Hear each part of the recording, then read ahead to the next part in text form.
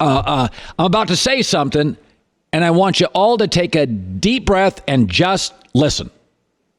This morning, Ezekiel Elliott, best running back in the NFL, has privately said he's planning a training camp holdout.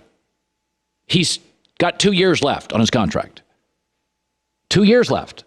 And he's putting you through this nonsense. Forget the fact that every offseason there's a new judicial issue. Trade him. I would trade Zeke. Take a deep breath. Take a deep breath. This is not the NBA, where after the 8th draft pick, you're out of players. This year in the NBA, by the 4th pick, it's a project. It's a 18-year-old project. This is the NFL. Half the league is undrafted. There's football talent everywhere. Belichick every other year drafts an SEC running back nobody knows. He ends up being great. Trade Zeke. I'm not letting this guy 2 years out. We're talking about this. Number one, there's a growing number of analytics in the NFL and GMs that believe you do not give a running back after 3 or 4 years in this league a big contract. High school carries, college carries, NFL carries. Once you get into that 2,000 carry area, Zeke's numbers, touchdowns per game, dropping dramatically. Yards rushing per game, coming down. Let him go. Trade him. You can get a haul for him. His value will never be higher today. He is seen as the number one running back in the NFL. This is his greatest value. From this point forward, more dings, more judicial issues, not great judgment. His value goes down. By the way, here's 3 teams that moved off running backs. You told me they couldn't do it. Minnesota Vikings, Adrian Peterson. Can't get rid of him. Can't. Best running back for 10 years. They've never missed the playoffs since he left. By the way, the only playoff game they won with Adrian Peterson, Brett Favre was the quarterback. You told me they couldn't trade Adrian Peterson. Vikings been fine without him. DeMarco Murray, Cowboys. Oh my God, leads the NFL in 2 Division III titles without DeMarco Murray. Le'Veon Bell. Well, you weren't winning Super Bowls with him, and you were number 4 in the NFL in offense without him. And you paid James Conner nothing. This is not a running back league. It's a quarterback league. It's increasingly a wide receiver league because of rule changes. It's a left tackle league. It's an edge rusher league. It's a have mobile linebackers. It's have a lockdown corner. By the way, the Cowboys have all of those. This organization is not bereft of talent. In fact, over the weekend, I read a website, an analytic website that said Dallas had more good young players than anybody in the NFL. I think Philadelphia was second. And they're all mature. Amari Cooper, great, talented, young, mature. Dak, really good, talented, mature. Van Der Esch, Jalen Smith, the linebacker. Byron Jones, the corner. DeMarcus Lawrence. You got to pay all these guys, and they're all mature. The one young guy they have that's not is Zeke. Some people you date, some people you marry. I'm not tying myself long-term to Zeke. 2 years out, he's complaining about a contract. Pigs get fed, hogs get slaughtered. Move off him. By the way, here's a little secret. If you move off him, and then Dak, you can make a trade right now, and Dak has to play without him? Oh, maybe Dak can't demand $35 million a year if his numbers come down a little. Because Dak is your future, right? You got to have a quarterback. Much easier to find a running back than a quarterback. Look around the NFL last 5 years. How many great second round, third round, fourth round, fifth round running backs have come into this league and not only been good soon. The Rams signed Todd Gurley to a huge deal. They regret it today. Todd Gurley got hurt. They found C.J. Anderson, still made it to the Super Bowl with C.J. Anderson. You told me DeMarco Murray couldn't be traded. Le'Veon Bell couldn't be moved. You told me Adrian Peterson was a must-have. By the way, who are the 2 franchises in the NFL favored to get to the Super Bowl? Patriots and Eagles. Both are running back by committee. Trade him. I'm not going to be held hostage by this nonsense. His rushing yards per game coming down. His touchdowns per game dramatically coming down. He had 592 carries in college. He had 870 carries in the NFL. He's at 1,500 running back carries, not counting high school. There's a rule in the NFL. What would Belichick do? Trade him for a haul. By the way, Belichick would trade him, and Jimmy Johnson did trade Herschel Walker. And let's go back to the Jimmy Johnson trade. That was a culture that nobody made trades. Nobody made trades. Secondly, Herschel Walker had gone for 1,500 rushing yards and 500 passing yards, and Jimmy traded him. By the way, it was the only good Cowboy player. So it's not like Jimmy had a bunch of guys. It was it. And Jimmy's like, I'll trade my only good player. Cowboys now have like 7 great young players and one of the top 3 offensive lines. It was also back then a running back league, way more than now, where it's a wide receiver, quarterback, offensive line league. Stop living in fear. I'm not dealing with this nonsense. Every offseason, it's another judicial issue. 2 years out, you're threatening to hold out of camp. I'm done. Bad judgment. I'm out. I'm done. I'm not going to be held hostage by it. Everybody in this league tells me, you got to sign this, you got to... No. In the NBA, you got to get Kawhi Leonard. Okay, yes. In the NBA, you got to get Anthony Davis if you're the Lakers. There are a lot... In the NBA, there's about 6 you got to haves. Golden State, you got to keep Steph and Clay. There's some got to haves. Outside of a handful of quarterbacks in the NFL, there's not a lot of got to haves.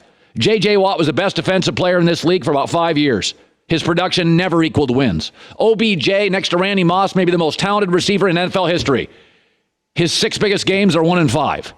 Here's what you got to have in the NFL. You got to have the confidence in your coaching staff and the confidence in your system that you don't got to have anybody except a very good quarterback. Which, by the way, that's just rules. That's just the way the rules are. The rules are now, if you have a good quarterback, he completes 67%, you win a bunch of games. If you have a bad one, you don't make the playoffs. New England, Philadelphia, never held hostage by an individual running back, but they pay Carson Wentz and Tom Brady a bunch of money. Okay, this is nonsense. Again, the NBA's got some gotta-haves. NFL, not many. And Zeke is not a gotta-have. And again, I'll say this. Jimmy Johnson did this in Dallas when it was more of a running back league, when he didn't have anybody else, and it got a lot of pushback, and you all said he was crazy. And it is the singular reason the Cowboys dynasty was created. I could give you a team to call. Call the Houston Texans. Call the Houston Texans. Say, you give us Lamar Miller and a couple of first-round picks, you have Zeke. Zeke's carries, yards per carry will go down at least a yard per game. Watch. Houston Texans need a running back. Cowboys, bring in Lamar Miller. You know, he's a guy that averages 3 yards a carry. Behind the Cowboy O-line, he'll be 3.8 to 4.1. Zeke averages 4.5 a carry. Watch his go down to 3.5. There's no running back in this league that can do it without help. You can't run in a box with no players. The Cowboy offensive line is one of the reasons Zeke is getting these numbers. Now, Zeke is great, and I'm not denying it, but his trade value will never be higher than this morning. You really think sign him to a 4-year deal? There'll be no more judicial issues, no nonsense, no bad judgment. You think in 4 years he'll be better than today? I mean, if you want to sign him, you better front load the contract because these running backs hit a cliff after about that 6 year of carrying the ball, especially after they were big carry guys in college for a couple of years. Pigs get fed, hogs get slaughtered. Go ahead, sign him. But you got a bunch of great young players. They're all mature. You need all of them. You got one great corner. He's young and talented and mature. You better sign him. You have a pass rusher. You signed him. You got 2 great linebackers. I'd sign both. You watch the NFL right now, you need speed at linebacker. You have the best linebacker. I want to sign both. I got to re-sign 1 or 2 of those offensive linemen. I want to keep Amari Cooper. I'm not giving up Dak. Well, you going to feed everybody? And the little secret on this, if you let Zeke go, Dak plays without Zeke, Dak's numbers compress, and I may not have to pay him $35 million. I may get down to 27. It sounds crazy. It sounds nuts. I'm going to take a deep breath and just stew in my brilliance for 4 seconds. I do understand the argument that Zeke is special. So was Todd Gurley, and the Rams now privately regret the deal. So was Adrian Peterson. So was Herschel Walker. The NFL is about making brutally tough decisions. That's what it's about. In the NBA, it's pretty obvious. You're going to sign James Harden. You just can't let him go for like 6 years. You just can't. Anthony Davis. There's a lot of obvious decisions in the NBA. This guy's obviously old. This guy can't defend. In the NFL, you have to look at great players sometimes and go, that position's fillable. The NBA's not. You think about the NBA. You have 2 rounds. historically, after about the 13th pick, you run out of stars, and stars run the league. In the NFL, half the league is undrafted.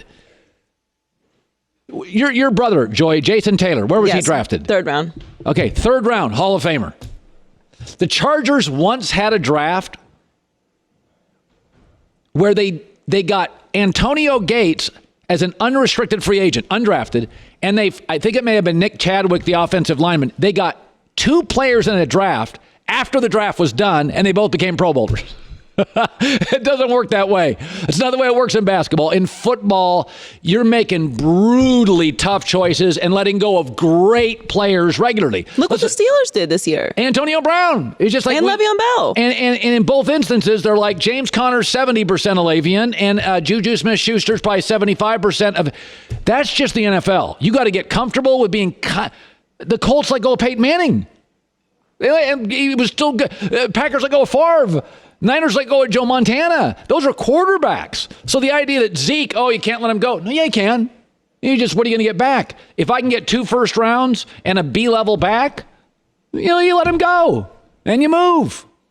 By the way, the Chargers are in the same situation. And Melvin Gordon's averaging 5 yards a carry. Yeah, Austin Eckler averages 5 yards a carry for the Chargers. And Newsome and Justin Jackson average 4 to 4.5 yards a carry. So I'm not saying Melvin Gordon's not worth the money, because right now he wants a new deal. I'm not saying he's not worth the money. What I'm saying is, since Anthony Lynn arrived with the Chargers, all their running backs average 4.5 to 5 yards a carry. Salary cap league, what's the value? It's not about, is Zeke great? Answer is yes. We got a lot of mouths to feed. This is a young team, and I'm not letting go of Jones the corner, those linebackers, Dak. I mean, I guess you could let go of Amari Cooper, but I like Amari Cooper. I like him. Now, Goulet, you're a huge Cowboy fan. When I propose this, you can just say it.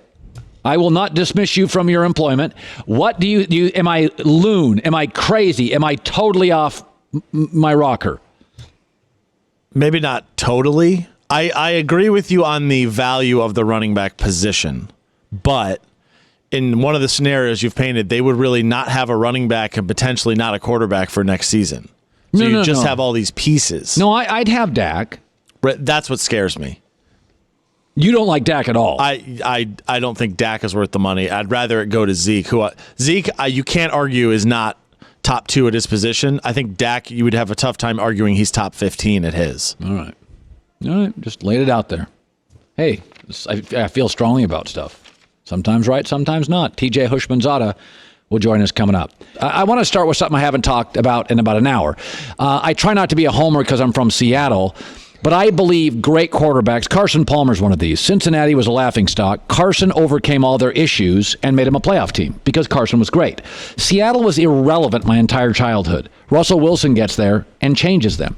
Matt Stafford's got the talent, but has never been able to take them on his shoulders. I'm not disputing dysfunction within the organization, but Cincinnati had a lot, and Carson made him a playoff team. And Seattle had a lot, and Russell made him a playoff team. And by the way, Atlanta had a lot, and Matt Ryan's helped him be a playoff team. With my knock on Stafford, yesterday Golden Tate said Stafford's better than Russell Wilson. I'll let you hear the sound on this, and then TJ react. Go ahead. To me, as of now, where I am today, I think Stafford's been the best quarterback I played with over his career. If you put him in another organization, maybe things are different. I don't know, because I played with some guys over my years that I've won playoff games with that I don't think are as good. It's just a shot at Russell Wilson. What do you make of Stat? What do you make of that comment? Well, there could be some history between Golden Tate and Russell Wilson. I think there is. That's almost a fact. There's some type of history, some bitterness that they have with each other. Yes. But I will say this. For the last couple weeks, I've been out working with my guys, and Stafford has been there.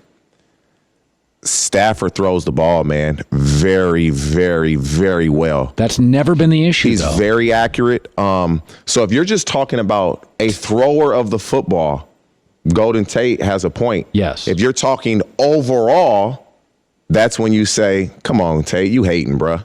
Because that's what it is. You can't just say Stafford is better than Russell Wilson just off of Russell Wilson's accomplishments. But just a throw of the football, when we're out there throwing, Stafford throws a pretty ball. It's accurate. It's on time. You're not slowing down. You're not everything is just perfect. Mel Kiper said years ago that, Stafford's a great guy. He's a great guy, great family. He said that Stafford was so good out of, I think, South Lake High School in Texas that people would have drafted him out of high school and just sat him for 2 years. He was that kind of arm talent. Like he literally, remember at Georgia, he started as a freshman. So true. I seen Stafford when he was on his way to Georgia. He was coming out of high school. Nike had flew me out to Beaverton, and I seen Matthew Stafford, and I told him before he went to college, you're going to be the first pick in 3 years. And we talked about that last week. Yeah. And he's a great thrower of the football. He is. But this is what I always say about Aaron Rodgers. Quarterback is beyond that. It's leadership. Tom Brady every offseason learns new music so he relates to his teammates. There's a lot that goes into memorization of playbook, audibling at the line, total commitment physically, kale ice cream. That's what makes Brady great, not his arm strength and his mobility. So I'm with you. I think Russell Wilson has something. Russell Wilson, Steph Curry. He's not cool. Religious, quiet, family. Players are kind of roll their eyes at Steph. They roll their eyes at Russell. Russell doesn't have kind of credibility among players. But there are things called instincts. You just do stuff. Your body does stuff. Russell's instinctually, I've never quite seen anything like him. See, the thing in sports is this. From any sport, you go basketball, LeBron James, Kawhi Leonard, whoever it is in football. Why did you do that? I don't know. My instinct told me to do it, and that's what makes players better than others is instinctually they do things that aren't taught. They just do them. And you're like, why do you do that? Oh, that's why he's a great player, because his instincts are better than yours. And he has that. Some guys never get it. The being a leader thing, some guys are just, Russell Wilson is a natural leader. Yes. He just has that in him. Whereas guys like maybe Stafford, you have to learn. That takes a little time. But you look at Russell. He's had one head coach his entire career. Matthew Stafford has had 3. He's had more turnover. Things are a little different. And you would say the 3 coaches Stafford has had, they don't compare to Pete Carroll. And so Russell Wilson has had more stability and more leadership at the top than Stafford has had as well.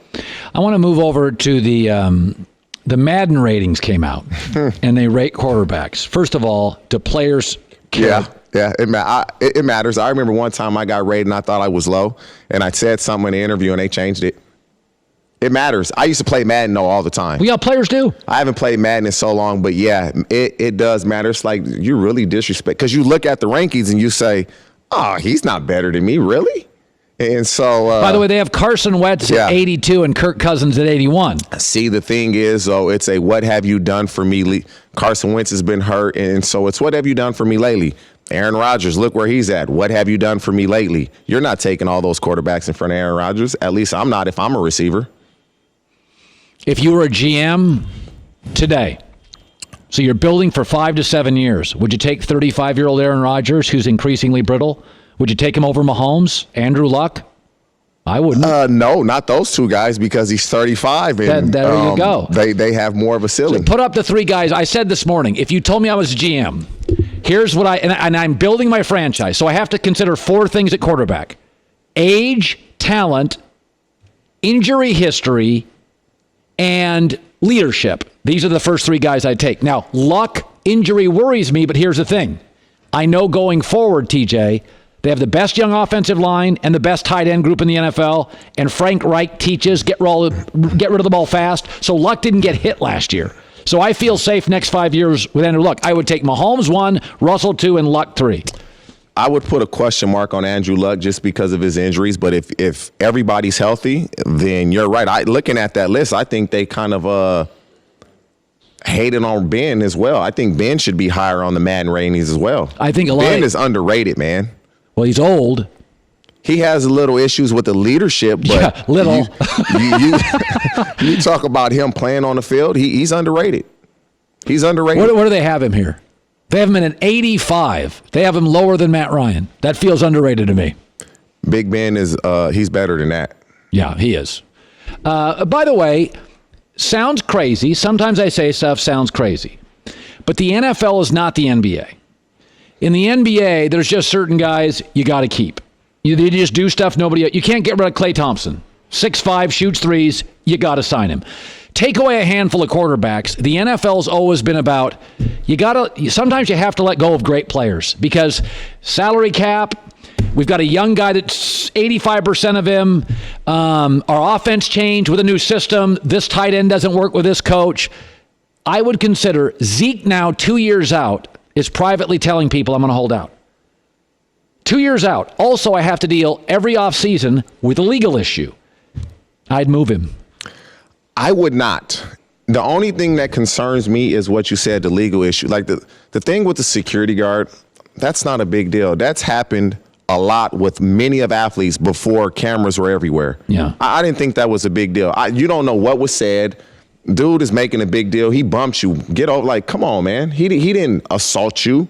That does concern me, the off the field stuff. Like once you've been in trouble once or twice, hire security everywhere you go. It's a lot cheaper to hire security than it is to get an attorney.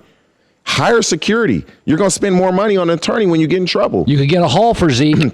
And so touchdowns are down. He's going into his fourth year. Like he has 4 really, really, really strong years left. Are we sure? Yes. You can't practice. You can't hit. You can't go 2-a-days. The game is so different now. Like the rules of, running backs get old after. The rules are so different now. They get hit in the game, but in practice, there's no contact. You can't practice double days in training camp anymore. It's just so. We did Oklahoma's a third day every year in Cincinnati in training camp. He was like, oh, man, I'm about to get a headache today. You didn't even want to do it, but you got to do it. And so it's just so different now. I'm not trading him. If he holds out, he holds out. Now, if he holds out and it becomes a problem and I can get some things for him like the Vikings did for Herschel Walker, hey, then we'll move him. But I'm not looking to trade Ezekiel Elliott. All right. I just, sometimes I think all things should be considered. Outside of a franchise quarterback, I'm not moving Deshaun Watson. I'm not moving Baker Mayfield in Cleveland. I'm going to sign him for a bunch of contracts. Last year, what were we talking about? By the way, Baker's not my cup of tea, but Cleveland should sign him. Huh? Last year, we were saying if Dak Prescott got $25 million a year, he hit the lottery. The Cowboys would love to pay him $25 million a year right now. Oh, they die for it. The longer they wait, the worse it's going to get. They have to, for sure, sign one of those guys to big deals. Good seeing you. Thank you. The same.